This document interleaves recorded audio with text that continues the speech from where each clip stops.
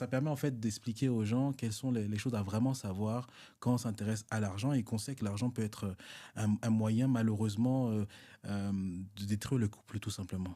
Tout à fait. Alors, c'est une excellente question. Quand on parle d'argent, l'argent, c'est un sujet tabou en général. Et quand on veut se mettre en couple, l'argent ne peut pas être un sujet tabou. Il faut pouvoir parler de tout quand on parle d'argent. D'accord? Hmm. Quand on a comme objectif d'aller s'installer avec une personne, d'accord? D'aller s'installer, d'avoir un toit commun avec une personne, il faut qu'on puisse parler des charges qu'il y a. Qui paie quoi? Mhm. D'accord? Et avant de parler de qui paie quoi, il faut se demander quelles sont nos valeurs.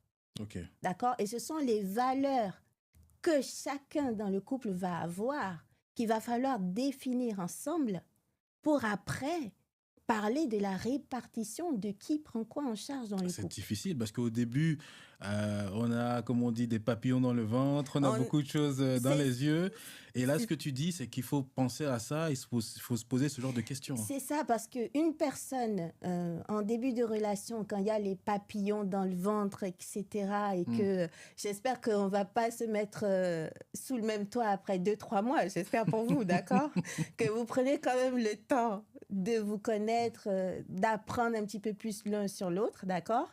Et après, il faut pouvoir parler des choses difficiles. Ouais. Parce que être en couple, c'est affronter les bonnes choses, tout comme les mauvaises choses. C'est être une équipe